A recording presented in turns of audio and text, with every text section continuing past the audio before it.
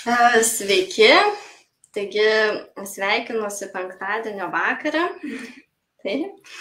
Esu Vilma Kazlauskienė ir iš Legendinio kaimo Mamų bendruomenės asociacijos bendraįkūrėja. Tai aš trumpai pristatysiu, kas tai yra.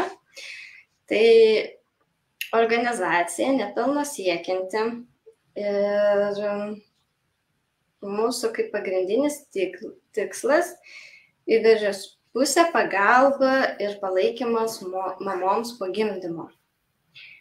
Teikti Vilniuje ir ne tik Vilniuje, bet ir mažose miesteliuose, miestuose, tiek ir virtualiu formatu. Tai tokia mūsų kaip platforma, apjungianti įvairias mamų organizacijas ar iniciatyvinės bendruomenės, kurios yra suinteresuotos būtent pagalba mamoms. Tai ir mamų pokalbių grupės, informacinės paskaitos ir net mamų emocinės linijos pagalbos. Tai vat. Ir pas mus galima rasti paskaitas, kurias galite įsigyti.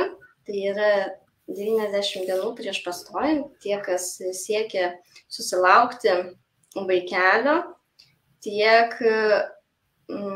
seneliams, ne tik seneliams, tėčiams, šiaip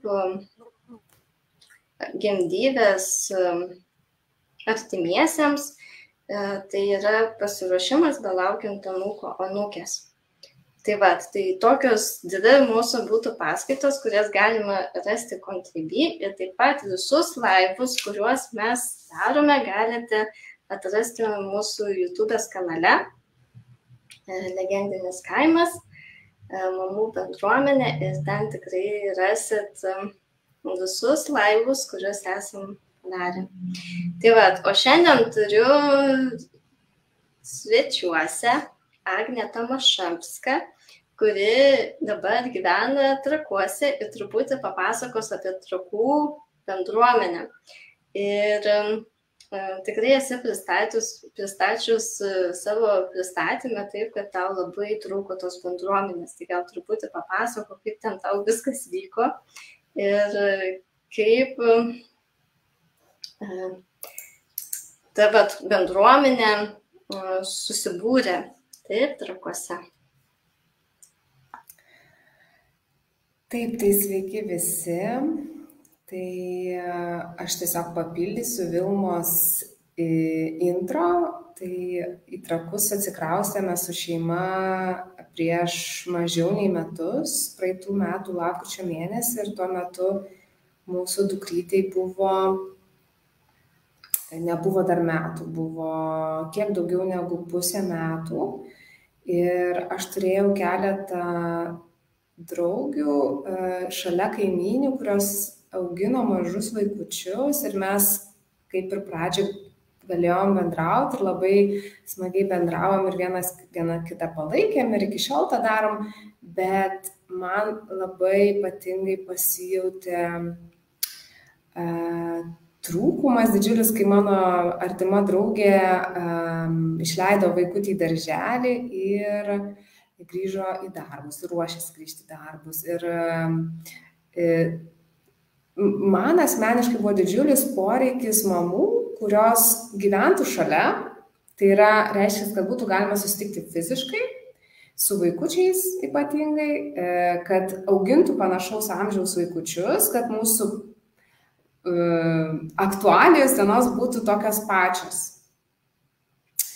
Ir labai norėjau tos bendruomenės, ir naujame mieste, aišku, mažai žinojau žmonių, ir labai pasisekė, kad šalia esanti miesto viešoji biblioteka vaikų skyrius organizuodavo vieną kartą į mėnesį mamoms susitikimus. Taip norėdami pakviesti, paskatinti jau su mažyliais lankytis bibliotekoje ir atrasti ten esančias knygutes. Ir galbūt tai buvo pirmas ar antras gal jau net renginys, kai mes susitikom su Trakuose gyvenančiomis mamomis tame renginyje ir man jau seniai spurdėjo ta mintis, kad reikia kažkaip susipažinti ir palaikyti tą ryšį ne tik tos renginiuose, bet tiesiog turėti prieimą viena prie kitos ir nebijoti susipažinti ir bendrauti kaip draugė.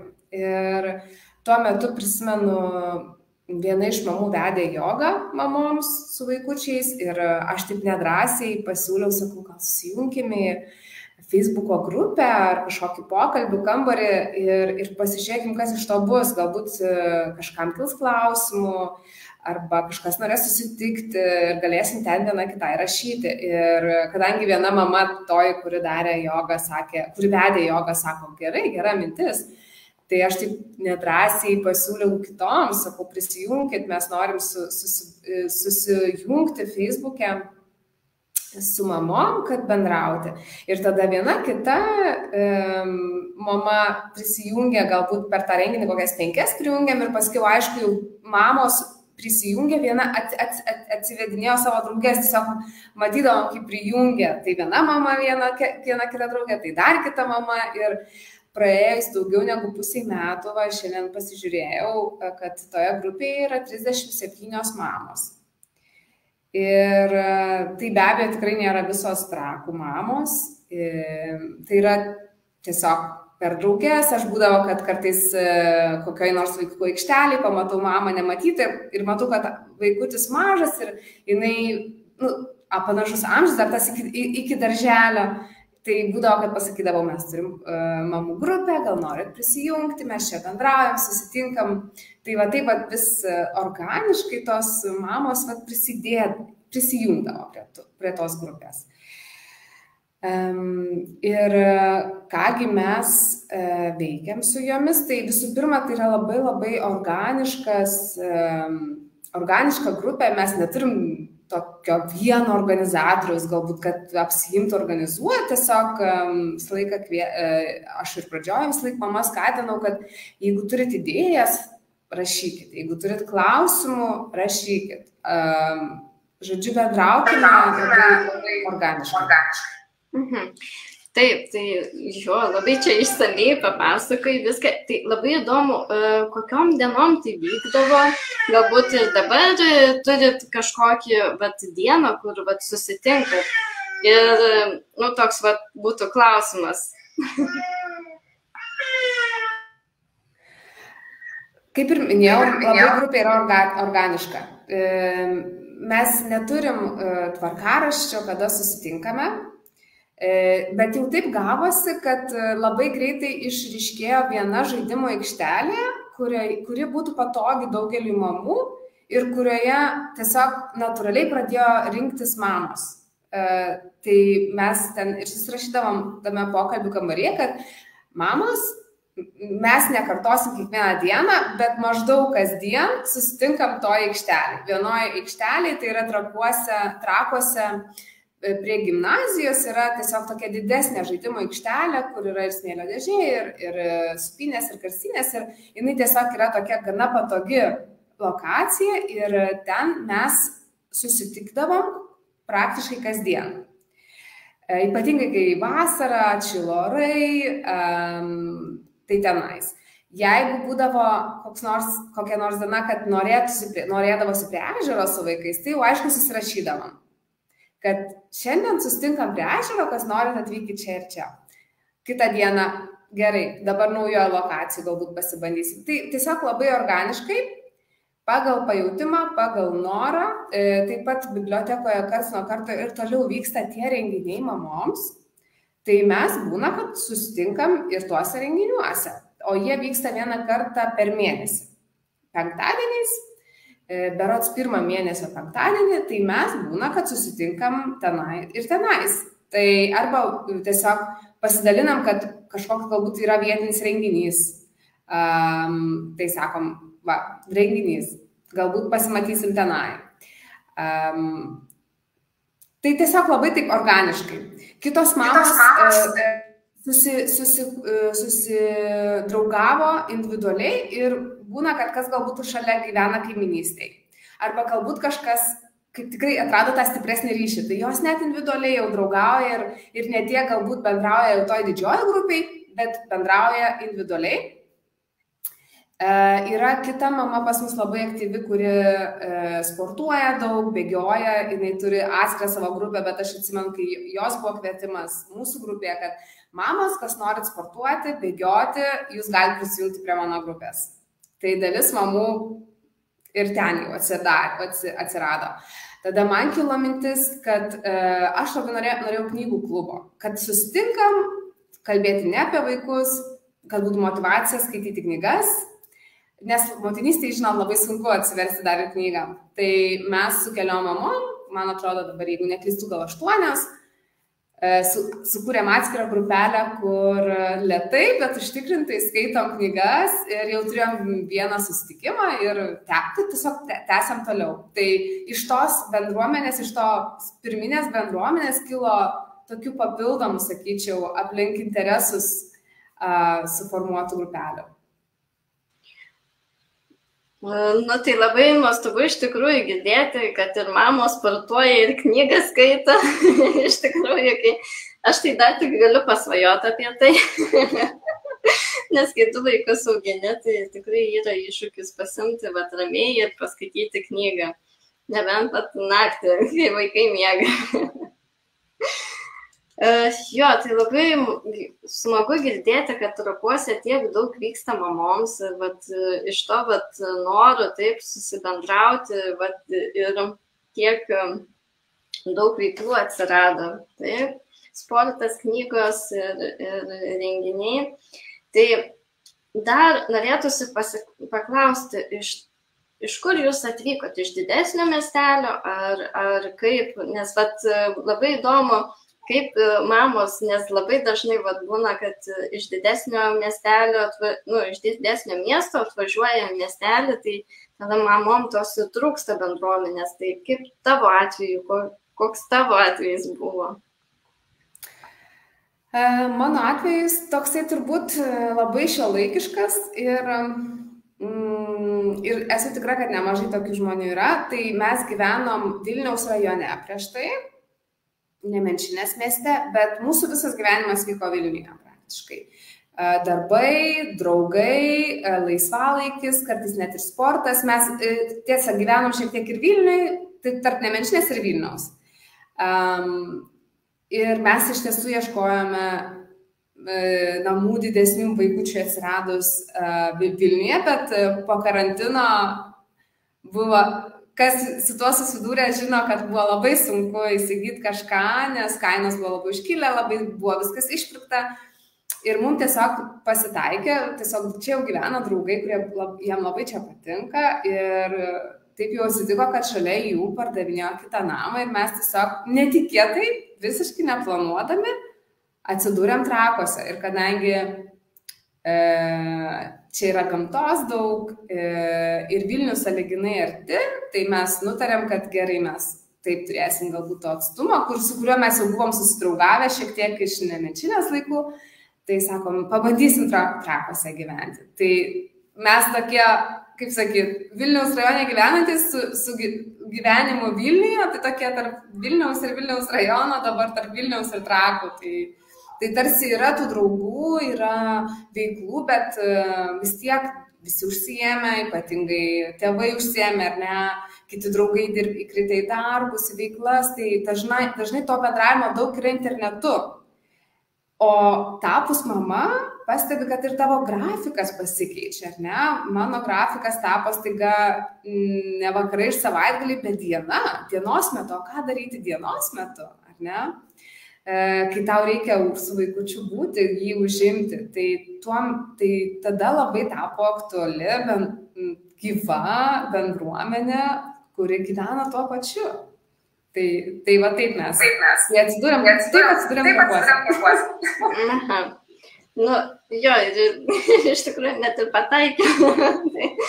Nes tikrai yra tas, kai būni iš didesnio, arba galbūt bent jau mano atveju, tai aš iš Švedijos kažkaip grįžau, tai man irgi dar tas karantinas nebuvo pasibaigęs čia viską, tai man irgi toks buvo noras suburti, noras bendrauti viską, nes kai būna, patiria tokį atsiskyrimą, tokį, tai kažkaip tada pradedi vertinti tą bendrystę, pradedi vertinti tuos draugus, kuriuos galbūt palikai ten savo krašte, arba galbūt ten kur jau buvai pradėjęs kaip kurti gyvenimą, viską, tai natūralu. Šiaip mes žmonės bendruomeniai esam, tai bendruomeniniai gyvūnai.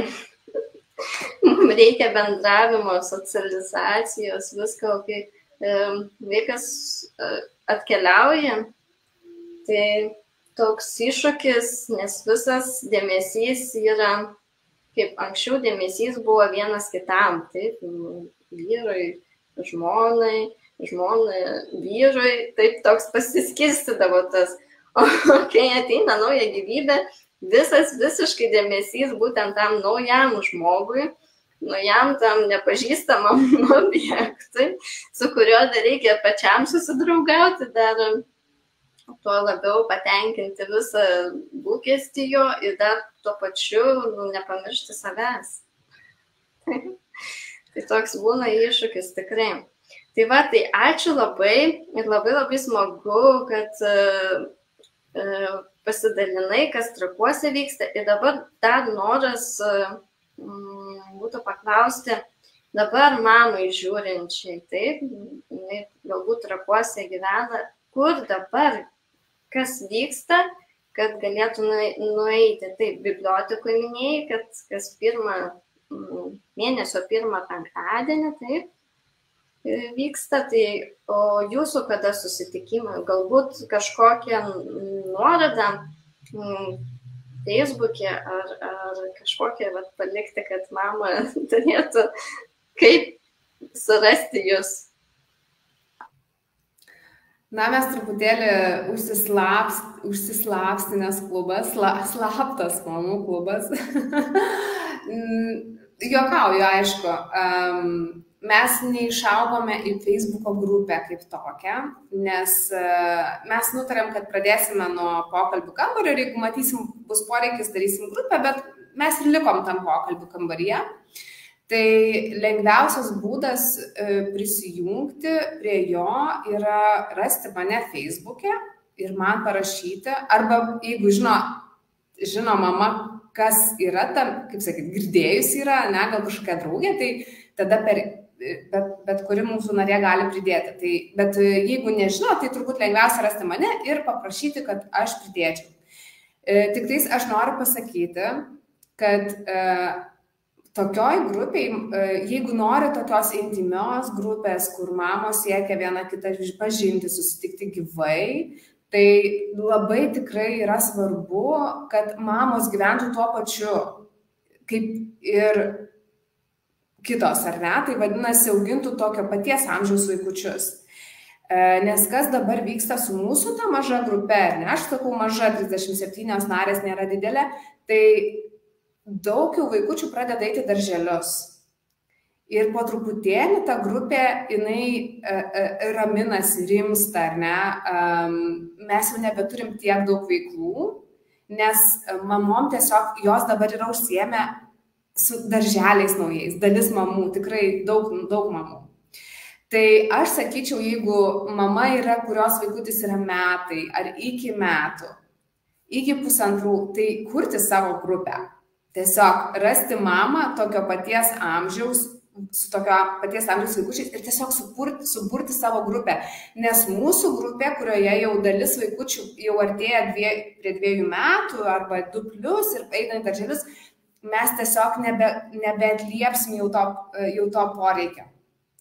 Bet jeigu yra vaikučiai, kurie jau arti 2 metų, bet dar neina į darželį, tai mūsų grupė yra pats tas.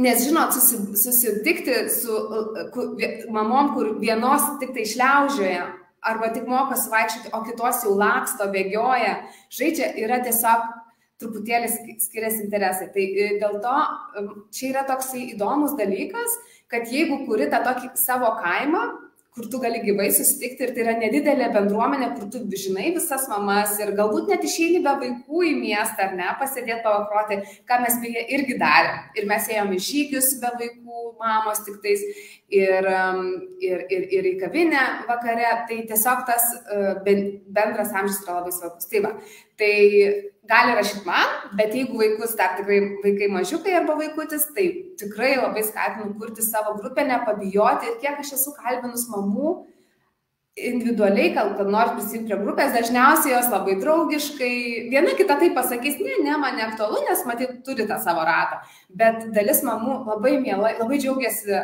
išgirdę apie tokią galimybę. Tai vienas dalykas. Vilma minėjai teisingai biblioteką, vaikų būtent, vaikų skyrius savo Facebook grupėje vis paskelbė apie renginuką mamoms su vaikučiais. Ir dar yra Facebooko grupė Trakų mamytės reikėtų kirčiuoti. Ir ten yra jau didelė grupė, ten yra jau turbūt mamos, kurių vaikai ir mokykloje yra, ir darželiuose, ir įvairių, ir jau ten yra 4000 narių. Tai ten irgi kviečiu prisijungti, nes mamos ar tai kažką dovanoja, ar tai kažkokio daikto ieško, ar tai turi kažkokių klausimų, ar kažką išsiparduoda. Tai irgi yra labai gera vieta prisijungti. Tenais ir renginiais pasidalina. Žodžiu, tokios yra galimybės. Ir jeigu, vėlgi dar priminsiu, kad jeigu mama su vaikučiu būna dažnai lauke ir galvo, kur šitos mamos renkasi, tai mamos dažniausiai renkasi aikšteliai prie Trakų gimnazijos. Yra viena Trakuose gimnazija ir ten yra artimiausia aikštelė prie daugiabučių, tai ten būna mamos susirenka rytais ir jau po miegelio po pietų vakarais. Ir ten net ateina jau iš darželių vaikučiai, žodžiu, ten tokia aktyvi gana aktyvi vieta vaikams žaisti. Tai ačiū, Agne, tada tiek informacijos gavo Trakų mamos, taip. Tai tikrai ačiū tiek, kad žiūrėjot ir tikrai paliksim tą žinutę, kad nebijokit kurti savo bendruomenę, nebijokit tikrai parašyti ir galbūt kolegijai, kurie irgi tuo pačiu gimdė ir galbūt neseniai, kad ir kelios savaitės po gimdymo visada labai malonu parašyti ir paklausti, kaip tau sekasi. Tai jo, nepamirškim, kad tikrai galim kiekvienas suburti bendruomenę, kad ir nedidelę, nebūtume čia didelės, viską, kad ir 2-3 mamos jau yra kažkokia galima bendrystė. Tai ačiū tau, Agne, labai. Gerai, gražaus vakaro ir iki. Ačiū labai, gero vakaro visoms. Ir labai